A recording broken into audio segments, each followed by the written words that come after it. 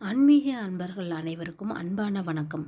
நாம நம்மளோட சேனலில் ஆன்மீகம் சம்மந்தமான பல வீடியோ பதிவுகள் தாங்க பார்த்துக்கிட்டு இருக்கோம்.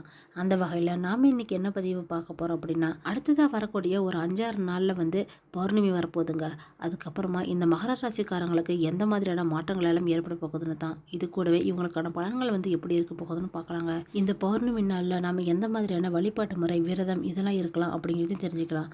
ஸோ வீடியோவை ஸ்கிப் பண்ணாமல் முழுசாக பார்த்து பயன்பெறுங்க. இந்த மாதம் பௌர்ணமி நமக்கு மார்ச் 13ஆம் தேதி வியாழக்கிழமை காலை 11:40 ஆரம்பிச்சு அடுத்த நாளான மார்ச் 14ஆம் தேதி மதியம் 12:57 வரைக்குமே இந்த பௌர்ணமி தேதியானது நமக்கு அமைஞ்சிருக்குதுங்க.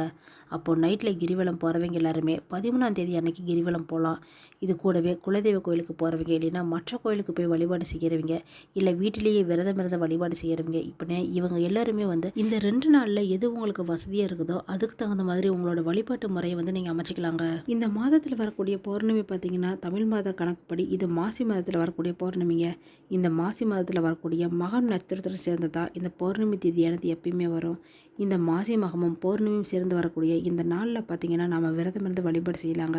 இது கூடவே தெய்வ வழிபாடு மட்டும் இல்லாமல் முன்னோர்களை வழிபாடு செய்யவும் இது ரொம்பவே உகந்த நாளாக தான் சொல்லப்பட்டு இருக்குது. ஆனால் இந்த வருஷம் பார்த்தீங்கன்னா மாசி மகம் நமக்கு முதல் நாளே அமைஞ்சிருச்சுங்க.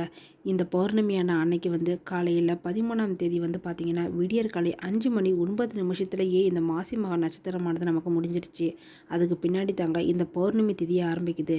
இருந்தாலும் கூட பார்த்தீங்கன்னா இந்த மாசி மாதத்தில் வரக்கூடிய பௌர்ணமி ரொம்பவே விசேஷமானதாக சொல்லப்பட்டு இருக்குது. பொதுவாகவே ஒவ்வொரு மாதமுமே அமாவாசையும் பௌர்ணமியும் வர்றது வழக்கமான ஒன்று தாங்க.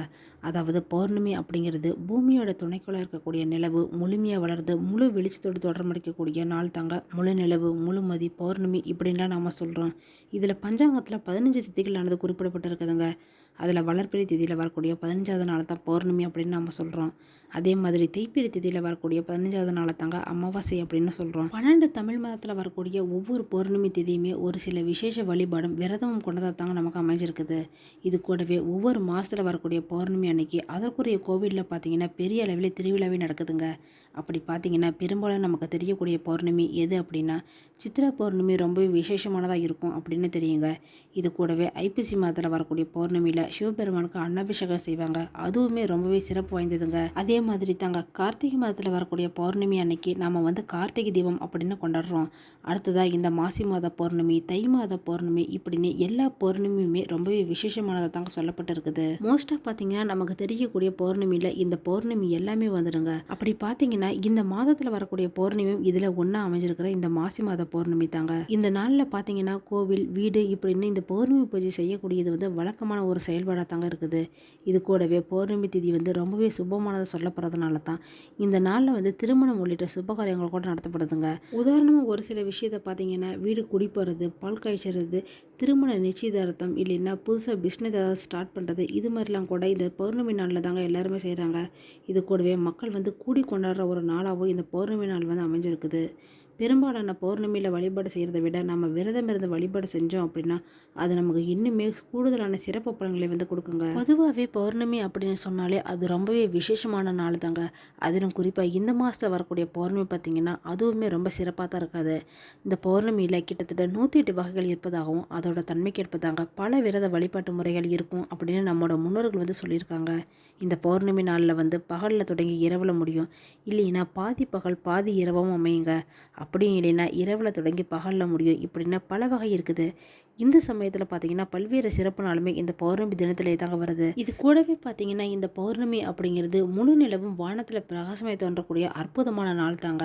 இந்த நாளில் நல்ல சக்தி அதிர்வலைகள்லாம் ஏற்படுங்க. அப்பேற்பட்ட சக்தி மிக்க நாளில் பார்த்தீங்கன்னா தெய்வ வழிபாடு செய்கிறது ரொம்பவே நல்லது. இந்த தெய்வ வழிபாடு செய்கிறது மூலிமா பார்த்தீங்கன்னா தீய சக்தியிடம் இருந்து நம்ம காத்துக்கலாங்க.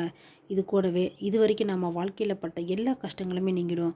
அதே மாதிரி வீட்டில் விளக்கேற்றி நீங்கள் லலிதா சகஸ்ரமம் சொல்லி கூட வழிபாடு செய்யலாங்க. இது மாதிரி வழிபாடு செய்கிறது மூலியமாகவும் வீடு மனை இதெல்லாம் வாங்குறதுக்கான பாக்கியத்தை அந்த அம்பாள் நமக்கு அருள்வாங்க. அந்த வகையில் பார்த்தீங்கன்னா ஒவ்வொரு மாதம் வரக்கூடிய பௌர்ணமியில் யாரெல்லாம் பௌர்ணமி பூஜையை கோயிலில் போய் பார்த்துருக்கீங்க அப்படின்னு கமெண்ட் பாக்ஸில் சொல்லுங்கள். கூடவே வீட்டில் பூஜை செய்கிறவங்க எல்லாரும் ஒரு லைக்கும் பண்ணிவிடுங்க. இந்த பௌர்ணமிக்கு பிறகு பார்த்தீங்கன்னா மகர ராசிக்காரங்களுக்கு எந்த மாதிரியான பலன்கள் எல்லாம் கிடைக்க போகுது அப்படின்னு தொடர்ந்து பார்த்துக்கிட்டு வரலாங்க. ஃபஸ்ட்டு இந்த மகர ராசிக்காரங்களோட கிரகநிலை கிரக மாற்றங்கள் எல்லாம் இந்த மாதம் எப்படி அமைஞ்சிருக்குன்னு பார்க்கலாம். மகர மகர ராசியில் உத்திராடம் 2, 3, 4ஆம் பாதங்களும், திருவோணம், அவிட்டம் 1, 2 பாதங்களும் கொண்ட நட்சத்திரத்தை தாங்க அமைந்திருக்குது. கிரகநிலை அப்படின்னு பார்த்தீங்கன்னா இந்த மாசத்துல தனவாக்கு குடும்பஸ்தானத்தில் சூரியன், சந்திரன், சனியும் இருக்கிறாங்க. தைரிய வீரிய ஸ்தானத்தில் பார்த்தீங்கன்னா ராகு, சுக்கிரன் இவங்களோட புதன் பகவானும் இருக்கிறாருங்க. பஞ்சமஸ்தானத்தில் குரு பகவான் இருக்கிறாரு.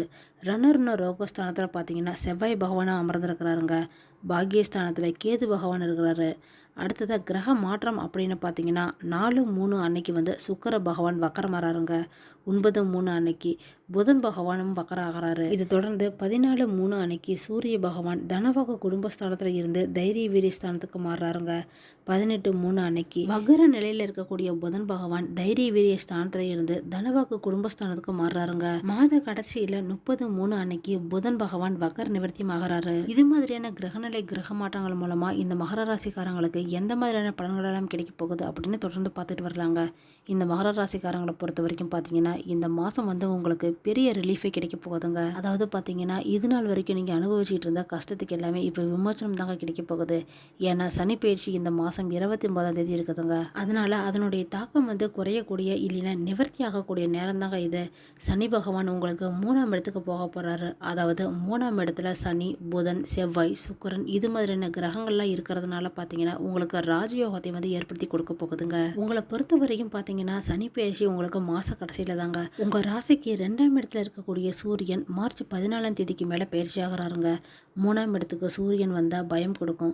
உங்களை பொறுத்த வரைக்கும் பார்த்தீங்கன்னா எதிரிகளை பற்றிய பயம் வந்து உங்களுக்கு விலக போகுதுங்க. காரணம் என்னன்னா இந்த 3ஆம் இடத்துக்கு சுக்கிரன் குரு பரிவர்த்தனை யோகம் மூலமா தாங்க உங்களுக்கு தைரியத்தை கொடுக்க போகுது. பாக்கியாதிபதியன்னு சொல்லக்கூடிய புதன் வந்து நீச்சபங்கத்தை அடையிறதுனால பார்த்தீங்கன்னா உங்களுக்கு கடன் பற்றிய கவலைகள் எல்லாமே நீங்குங்க.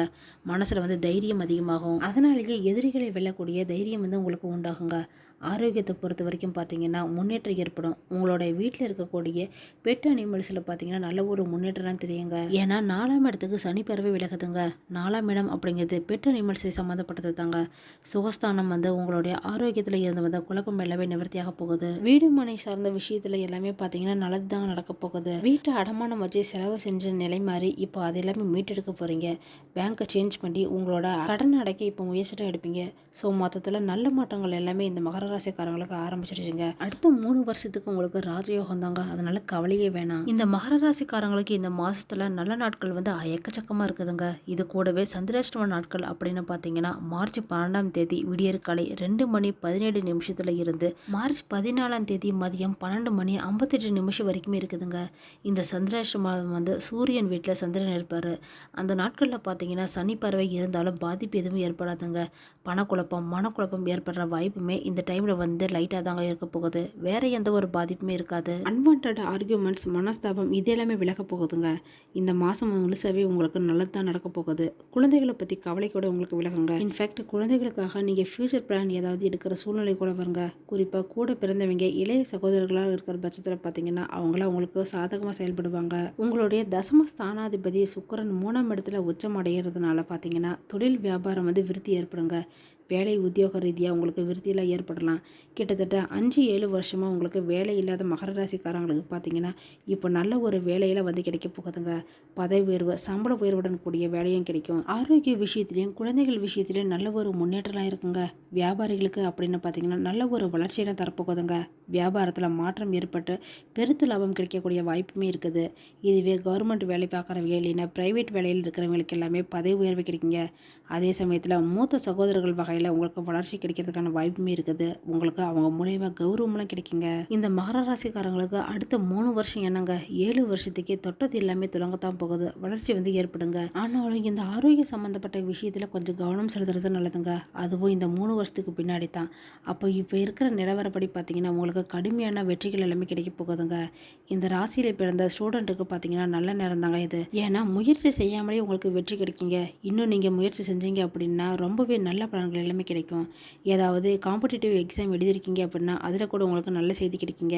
இன்ஃபேக்ட் இந்த ராசியில் பிறந்தவங்களுக்கு சிஏ எக்ஸாம் இல்லைன்னா யூபிஎஸ் எக்ஸாம் எழுதியிருக்கீங்க அப்படின்னா அது எல்லாமே இப்போ ரெக்கார்டில் வந்து உங்கள் பேர் வரதுக்கான வாய்ப்பே இருக்குதுங்க. கூட பிறந்த சகோதரிகள் வந்து கஷ்டப்பட்டு இருக்காங்க அப்படின்னா அவங்களுக்கு ஹெல்ப் பண்ணுங்க. ஏன்னா அவங்களால உங்களுக்கு வந்து எதிர்காலத்தில் நன்மைகள் கிடைக்குங்க. இது மாதிரியான பலன்கள் தாங்க இந்த மாதம் வந்து இந்த மகர ராசிக்காரங்களுக்கு அமைஞ்சிருக்குது. இந்த மாதத்துக்கு உண்டான பரிகாரம் அப்படின்னு பார்த்தீங்கன்னா செவ்வாய் பகவான் 6ஆம் இடத்துல இருக்கிறதுனால சிவபெருமானை வழிபாடு செய்யுங்க. செய்யுங்க. இது கூடவே முருகப்பெருமானையும் வழிபாடு செய்யுங்க. குறிப்பாக கும்பகோணத்துக்கு பக்கத்தில் இருக்கக்கூடிய சுவாமிமலை முருகனை வந்து வழிபாடு செய்யலாங்க. ஓகே ஃப்ரெண்ட்ஸ், இந்த வீடியோ பதிவு உங்களுக்கு பயனுள்ளதாக இருக்கும் அப்படின்னு நினைக்கிறேன். அடுத்தடுத்து நம்ம சேனலில் ஆன்மீகம் சம்மந்தமான பல வீடியோ பதிவுகள் தாங்க வரப்போகுது. ஸோ நம்ம சேனலை நீங்கள் இப்போ தான் ஃபஸ்ட் டைம் பார்க்குறீங்க அப்படின்னா சப்ஸ்கிரைப் பண்ணி வச்சுக்கோங்க. கூடவே பெல் ஐக்கனையும் கிளிக் பண்ணி வச்சுக்கோங்க. அப்போ தான் நாங்கள் போடுற வீடியோ பதிவு உங்களுக்கு உடனே கிடைக்கும். இந்த வீடியோ உங்களுக்கு பிடிச்சிருந்தா லைக் பண்ணுங்கள், ஷேர் பண்ணுங்கள், கமெண்ட் பண்ணுங்கள். அதோடு உங்கள் ஃப்ரெண்ட்ஸ் அண்ட் ஃபேமிலிக்கும் ஷேர் பண்ணுங்கள். அவங்களும் இந்த வீடியோ பதிவை பார்த்து பயன்பெறட்டும். மற்றொரு ஆன்மீக தகவல் வீடியோவோடு உங்களை சந்திக்கிறேன். ஆன்மீக அன்பர்களான உங்களுக்கு நன்றியும் வணக்கமும்.